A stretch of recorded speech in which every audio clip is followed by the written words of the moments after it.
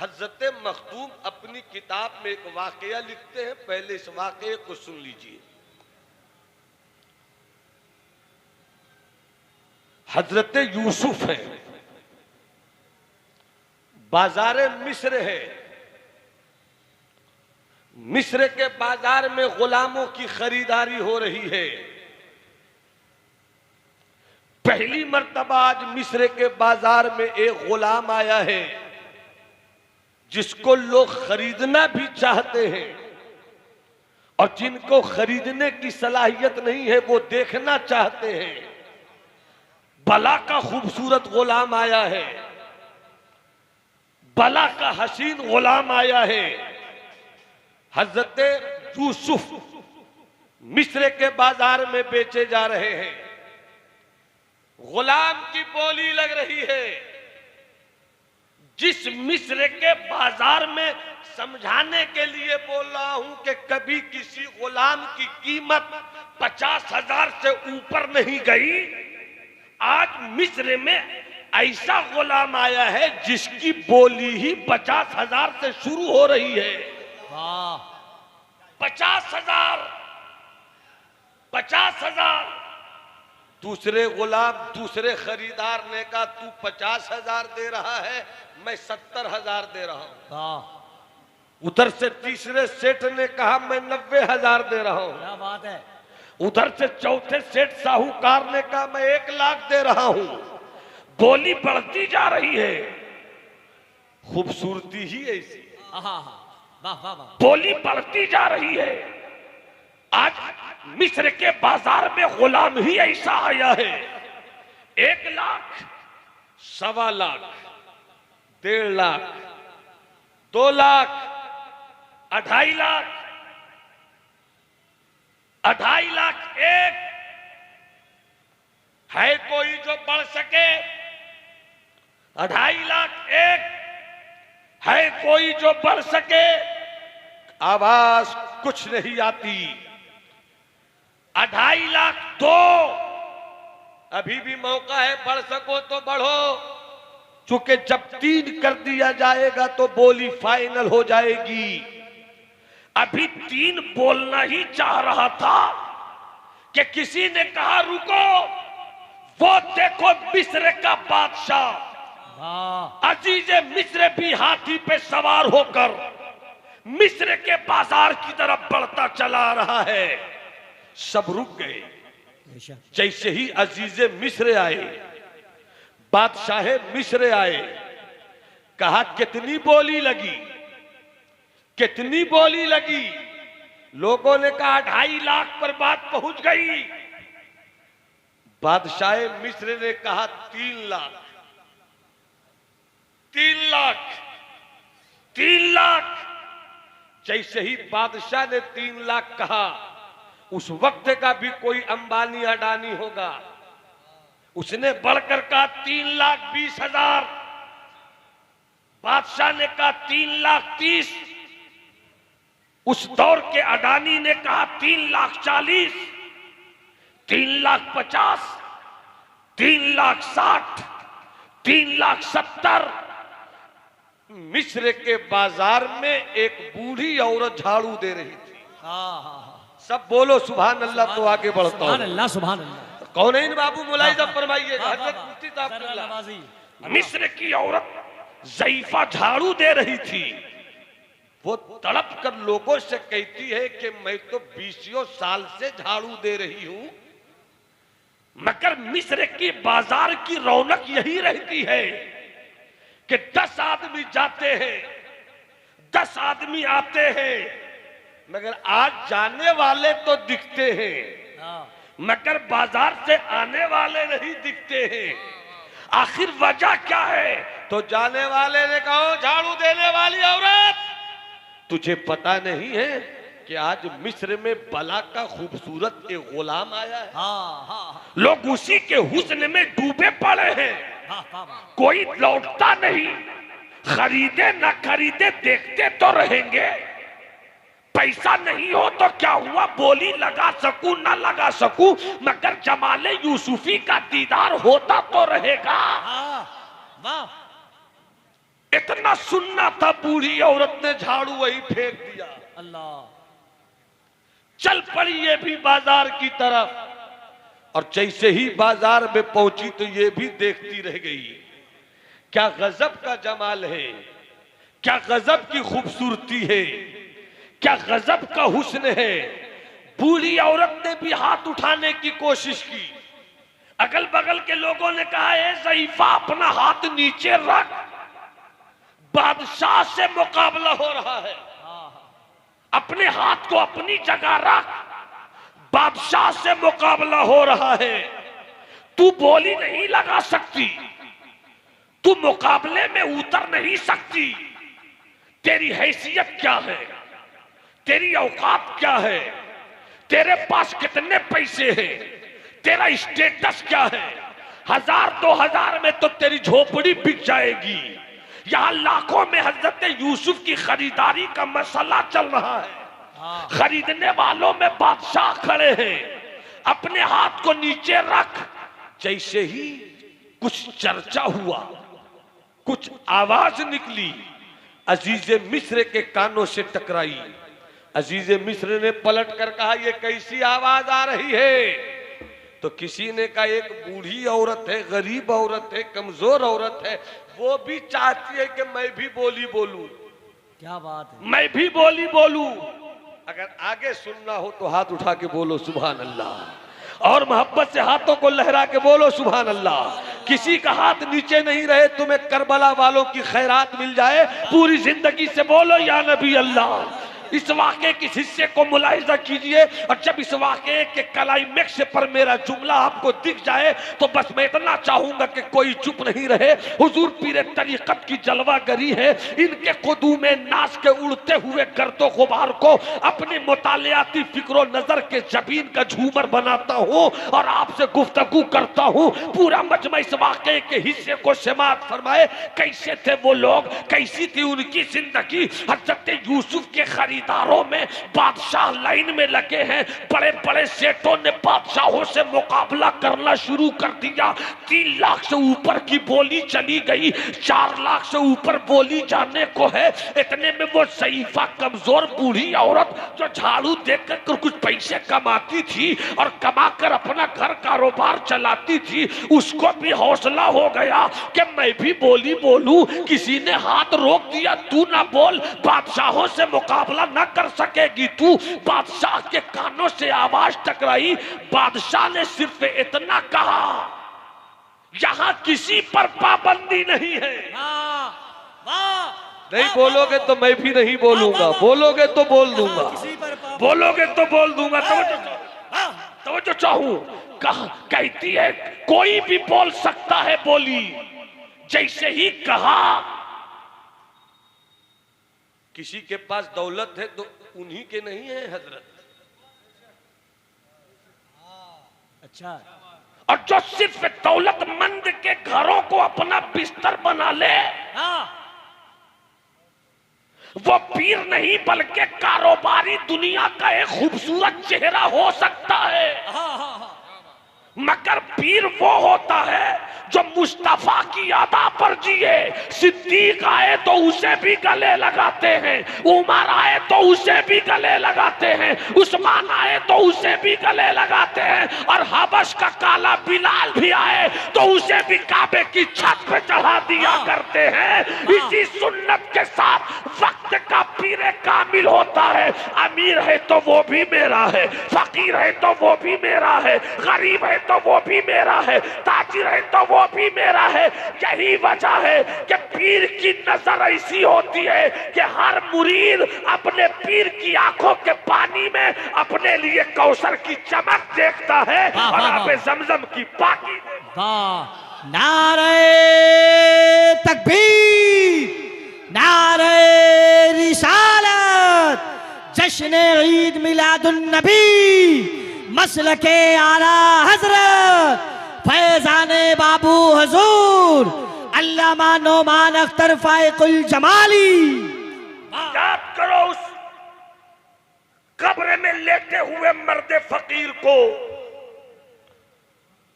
जिनकी फिक्रो नजर के दम कदम से आज जौहरुल उलूम की सूरत में इदारा दिख रहा है। और पूरे इलाके को सुन्नियत की जमीन पर खेतियां चलाने, हल चलाने वाले ओलमा मुफ्तियों को जिसने दिया है। और आज भी ओलमा और मुफ्तियाने किराम यही कहते, ओ मेरे रहनुमा, कब्र की तन्हाई में मुस्कुरा कर सोया रहा कि तेरी तरबियत के आंगन के ये निकले हुए शहजादे तेरे मिशन को मरने नहीं देंगे, तेरी सुन्नियत की फैलाई हुई तलवार को जंग-आलूद नहीं होने देंगे, बल्कि तूने जो सबक पढ़ाया है यही सबक हम अपनी नस्लों को भी पढ़ा करता। अब मोहब्बत से बोलो सुभान अल्लाह, सुभान अल्लाह। अच्छा, क्या ख्याल है, एहसान है कि नहीं इस मर्द फकीर का? जो एहसान मानता हो दिल से वो हाथ उठाकर बोले सुभान अल्लाह। मैं कुछ हाथों को देख रहा हूं, या तो मेरी बात नहीं समझ रहे या भूल रहे, एक बार और मौका दे रहा हूं, हाथ उठा के बोलो सुभान अल्लाह। अरे मैं यूसुफ की बोली लग रही है, यूसुफ की खरीदारी का माहौल बना हुआ है। ए औरत, ए ज़ईफा, तू क्या बोलना चाहती है बोल। ज़ईफा ने जो कहा वो सुनो। उसके पास तो 50,000 भी नहीं था, उसके पास तो 25,000 भी नहीं था, उसके पास तो 10,000 भी नहीं था, मगर हौसला था कि हम भी बोली बोले। बादशाह ने कहा तू भी बोल, तो उस औरत ने जो कहा वो सुनो। वो औरत कहती है, मेरे पास पैसे तो नहीं है, मगर मेरे पास जो कुछ है, मेरे पास जो कुछ है सब देकर यूसुफ को लेना चाहती हूं। जो कुछ है मेरे पास, घर बेचकर यूसुफ को लेना चाहती हूँ, कपड़े बेचकर यूसुफ को लेना चाहती हूँ, अपने बर्तन बेचकर यूसुफ को लेना चाहती हूँ, मेरे पास जो कुछ है सब बेचकर यूसुफ को लेना चाहती हूँ। तो किसी ने कहा, अरे सब बेचकर भी तेरे पास कितना होगा, कितना होगा जो तू यूसुफ को खरीद सकेगी? तो उसने जो जवाब दिया वो जवाब सुन लो और सुनने के बाद बोल देना सुभान अल्लाह। वो कहती है, मुझको तो मालूम है कि मैं यूसुफ को खरीद नहीं सकूंगी। क्या बात है। मुझको तो मालूम है कि मैं यूसुफ को खरीद नहीं सकूंगी, तो फिर बोली क्यों बोल रही हो? वो औरत कहती है, बस इसलिए मैंने बोली बोल दी कि कल कयामत के दिन जब यूसुफ के खरीदारों का नाम सामने आएगा तो मैं खरीद सकूं ना खरीद सकूं, मगर यूसुफ के खरीदारों में मेरा भी तो नाम आ जाएगा। वाह वाह वाह वाह, सुभान अल्लाह सुभान अल्लाह। हजरात, इस वाक़े को आपने समाप्त किया। पैगंबरी बंदगी की सूरत में मिस्र के बाजार में बेची जाती है, और जहां बंदगी होती है वही कमाल होता है, जहां बंदगी होती है वही बुलंदी होती है, जहां बंदगी होती है वही रिफत होती है, जहां बंदगी होती है वही ऊंचाई होती है। आज मैं यकीन के साथ इस बात को कह रहा हूं कि हर दिन जलसे पढ़ता हूं, हर दिन पीरों से मुलाकात होती है, मगर कभी कभी कई कई ऐसी शख्सियतें मिल जाती है जिनको देखकर दिल कहता है कि ये पीर नहीं है, ये तो अल्लाह का बंदा है। और बंदा जो हो जाता है हकीकत में अल्हम्दुलिल्लाह वही पीर हो जाता है, वही साहिब कमाल हो जाता है। सुभान अल्लाह सुभान अल्लाह, माशाअल्लाह माशाअल्लाह। बस एक वाकया सुनाकर अपनी गुफ्तगू तमाम करता हूँ, इजाजत है? बस 5 मिनट और उससे पहले चाहता हूँ कि आपको 2 शेर सुना दूं, मगर मुस्कुरा दीजिए तब मैं सुना देता हूँ। कौनैन भाई, 2 शेर जमाने तालिब इल्मी का याद आ गया, रब्बानी बाबू समात कर लीजिए। दिल का ऐवान जब जगमगाने लगे, दिल का ऐवान जब जगमगाने लगे, दिल का ऐवान जब जगमगाने लगे, समझो समझो सरकार तशरीफ लाने लगे। समझो सरकार तशरीफ लाने लगे। और एक शेर और समात फरमा ले कि जब बुलावा मदीने से आ जाए तो, जब बुलावा मदीने से आ जाए तो, जब बुलावा मदीने से आ जाए तो, समझो समझो तुम भी उन्हें याद आने लगे। समझो तुम भी उन्हें याद आने लगे।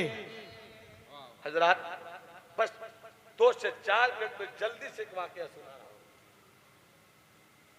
एक अल्लाह वाले हैं, बाजार गए, एक गुलाम को खरीदा, घर लाए, कुर्सी पे बैठे थे, गुलाम खड़ा था। कुर्सी पे बैठे हुए मालिक ने कहा कि मैं मालिक जरूर हूं मगर मुस्तफा जाने रहमत की बारगाह का गुलाम हूं, ये बताओ तुम गुलाम हो कि नहीं? हाँ। मैं आका हूं कि नहीं?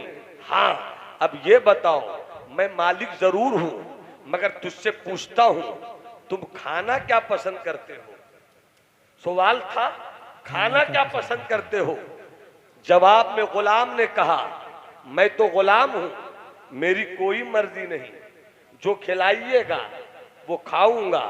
ये जवाब सुनकर मालिक ने अपनी आंख 2 मिनट के लिए बंद कर दी, फिर आंख खोलते हैं और कहते हैं ये बताओ तुम पीना क्या पसंद करते हो? सवाल बदल गया, जवाब वही था मैं तो गुलाम हूं, मेरी क्या मर्जी है। अब इस बार पहले मर्तबा सवाल के जवाब में 2 मिनट के लिए आंखें बंद की, दूसरी मर्तबा जब सवाल का जवाब दिया तो 5 मिनट के लिए आंखें बंद की, फिर आंखें खोलते हैं, खोल कर कहते हैं ये बताओ पहनना क्या पसंद करते हो? सवाल बदल गया, जवाब वही था मैं तो गुलाम हूं, खाना क्या पसंद करते हो? मैं तो गुलाम हूं, पीना क्या पसंद करते हो? मैं तो गुलाम हूं, पहनना क्या पसंद करते हो? मैं तो गुलाम हूं। पहली मर्तबा जवाब दिया, 2 मिनट के लिए आंखें बंद कर ली, दूसरी मर्तबा जवाब दिया, 5 मिनट के लिए आंखें बंद कर ली, जब आखिरी सवाल का भी यही जवाब दिया मैं तो गुलाम हूं, मेरी क्या मर्जी। इस मर्तबा उस अल्लाह वाले मालिक ने कुर्सी छोड़ी, छोड़कर खड़े हो गए और कहते हैं सुन, जहां मैं बैठा था वो तेरी जगह है, जहां तू खड़ा है वो मेरी जगह है, कुर्सी पे बैठ जा।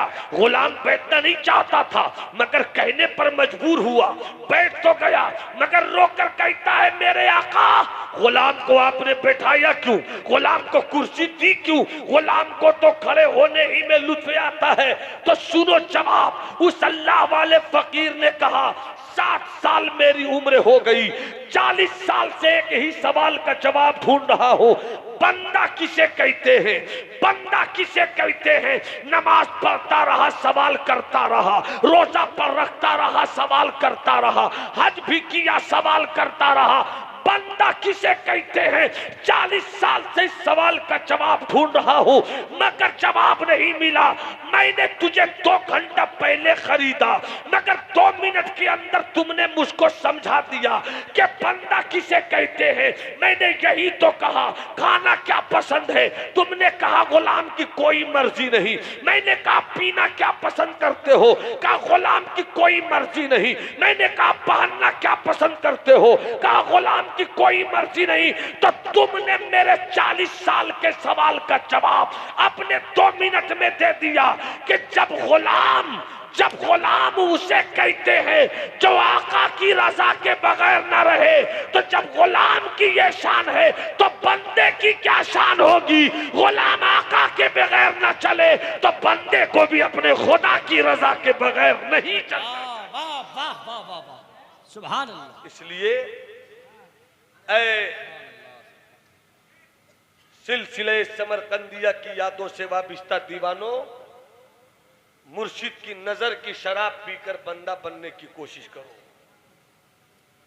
नेकियों की तरफ कदम बढ़ाओ, नमाज से रिश्ता जोड़ो, दिल की सफाई करो, वहशत, नफरत, कीना, जलन, हसद को दिल से निकालो। जब तुम जिस्म से गंदगी निकालते हो तो जिस्म खूबसूरत हो जाता है, और जब तुम हसद, कीना, कपट, जलन को दिल से निकालते हो तो दिल खूबसूरत हो जाता है। और जब दिल इतना खूबसूरत हो जाता है तो फिर अगर से बाबू हुजूर यहाँ नहीं रहे, वो खानकाहे समरकंदिया में भी रहेंगे, मगर जब तेरा दिल साफ होगा, जब तू नजर झांकेगा दिल की तरफ तो तेरा मुर्शिद तुझे दिख जाएगा, तेरा पीर तुझे दिख जाएगा, तेरा शेख तुझे दिख जाएगा। इसलिए अल्लाह ने जो मुझे पैदा किया है बंदगी के लिए, और जब बंदगी के लिए पैदा किया है तो हमें बंदा होना चाहिए। वमा खलक़तुल जिन्ना वल इंसा इल्ला लियअबुदून, मैंने इंसान और जिन्नात को नहीं पैदा किया मगर अपनी बंदगी के लिए पैदा किया है। तुम बंदा होते चले जाओगे, रब की रजा तुम्हें मिलती चली जाएगी, और आपको बंदगी का सबक जो पढ़ाता है वो मुर्शिद ही होता है। मुर्शिद की बारगाह में आया करो, बंदगी का सबक पढ़ा करो, दिलों की जंग को साफ करो, नेक बनने की कोशिश करो, ताकि मुर्शिद के करम से तुम्हारा दिल भी साफ हो जाए। अल्लाह हम सबों को बंदगी के साथ जीने और मरने की तौफीक रफीक इनायत फरमाए। ई दुआ अजमन बस कुद्दूसिया बस जुमला जहां आमीन बाद वमा अलैना इल्लल बलाग। अस्सलामु अलैकुम। किताब